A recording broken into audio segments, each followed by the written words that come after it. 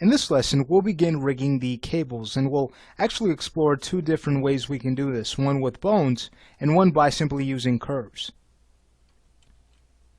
Before we get in and start to rig the cables, we need to ask ourselves what type of deformations we expect from the cables. Well, for one, we need to make sure that they will not separate from the engine nor the cab body, and we want to make sure that it keeps really good flexibility.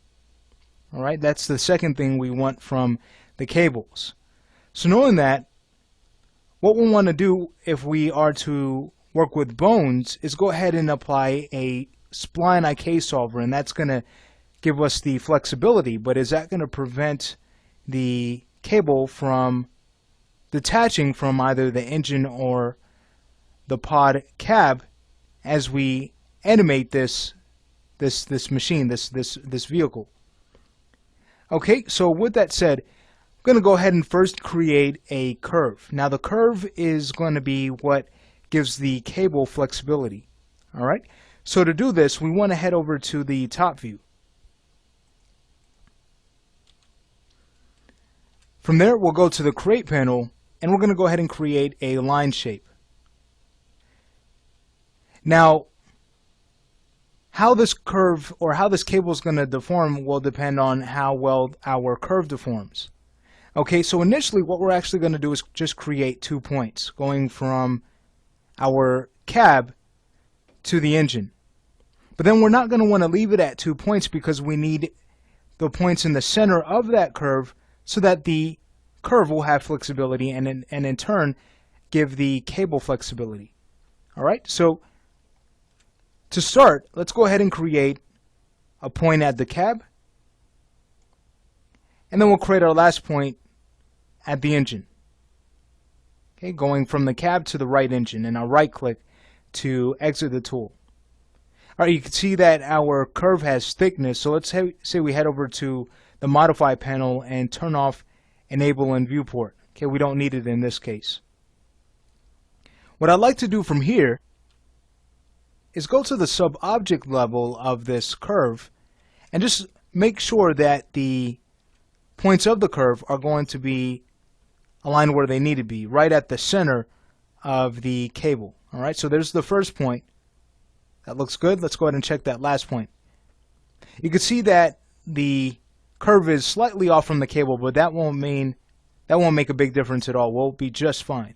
Okay, we just want to make sure that these points are going to be centered. Okay, great. Alright, so the next step is going to be to go ahead and rename the curve. I'll head over back to the perspective, and I'm just pressing Alt-W to switch between our 4-panel view back to the perspective. Okay, so I'm going to go ahead and rename this. That's going to be CSPL for curved spline underscore R underscore engine 01. Okay, what I like to do from here is just go ahead and freeze the curve to kind of clean it up. So we'll head over back to utilities. We'll go ahead and reset the X-form, and then we'll go ahead and collapse it. And again, we want to use that first option under the output type, modifier stack result. Okay, so now that this curve has been cleaned up, we can go ahead and mirror it over to the opposite side. So again, we can use the mirror tool, make it a copy. I'll choose OK. And now we basically want to take this value of 23. As long as we didn't move it, all we should need to do is go ahead and add a negative sign in front of that 23, and it should be mirrored. Okay, great. So from here, we can go ahead and rename this to C-spline L engine 01. And we also want to go ahead and freeze our transforms or reset the X-form on this cable. The reason why is because we actually will be skinning it so we can get the flexibility from that curve that we need. Alright, so I'm going to go ahead and just head over back to the Utilities tab. I'm just going to go ahead and reset the X-form and then collapse the object. Okay, great. So now that both curves are cleaned up, the next step is going to be to add the divisions that we need for these curves. So if your cab is getting in the way, or if your pod racer is getting in the way, what I'd recommend is to just go to Tools, head over to the Layer Manager, and freeze the pod racer mesh. You could even go ahead and press F3 to go to wireframe mode in case you need to see objects a little bit easier.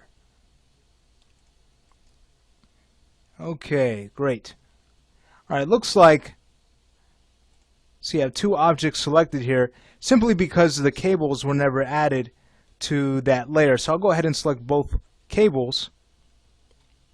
I'll head over back to Manage Layers, choose Pod Racer, and go ahead and choose Add. Alright, so now we should be able to just go ahead and select those curves. Great. Alright, so to add divisions, what I'd like to do first is get an idea of where our points lie on this curve. So to do that, we need to go to the Display tab.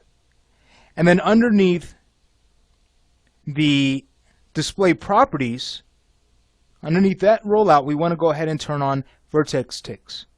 Let's go ahead and do the same for the other curve. Again, we want to check that on. Now to add divisions, we need to head back over to our Modify panel. And we basically need to find the divisions tool. And that's going to be right at the bottom. Notice right here, but we can't access it just yet because we need to go to our editable spline subobject, which our object was converted to once we collapsed it. We need to go from there to segment. Now, if we select the segment, we can go ahead and use divide. And this will evenly divide our curve. So right now with 1, it's going to place a point right at the center, as we can see. But we need something a little bit more, so I'll go ahead and undo that. And I'll go ahead and switch this value to 10. And then choose divide. That's going to be much better for us.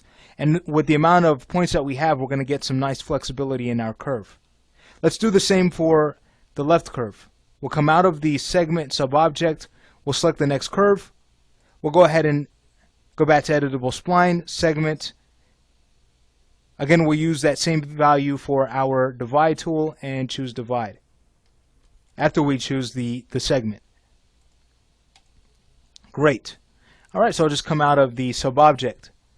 Alright, so the next step is going to be to go ahead and create our bones. And we'll want to make sure that we connect them to these points. Because if not, we can go ahead and create the bones and kind of eye their position, but they're going to be slightly off. And let me go ahead and show you that. So we'll head over to the top view. And then from there, we'll want to go ahead and choose Animation, Bone Tools. Another way to access bones is underneath the Create panel, Systems, right at the end of the list, Bones. Alright, but I like to use the Bone Tools because it gives us a lot more to choose from. Alright, so from here, we're in Create Bones mode, so watch this. We can go ahead and start to create our bones, kind of eye it, but still, it won't be in a straight line. It'll be slightly off. Okay. Also, something important to keep in mind, if we try to pan our camera as we're creating bones, it's going to end the creation of our chain. So what we want to do is kind of back up our camera a bit so we can grab this entire curve and create our bones that way. Another way is to create a large bone and then use Refine to create the sections, but we won't be doing that for this course. Okay, this introductory course, or yes, this intro to Max. But in intro to rigging, we cover how to use Refine. All right, but to delete this chain, if you don't want to just undo, simply select your root bone, hold down Control, press Page down. That'll grab all of the bones in hierarchy, and then simply choose Delete.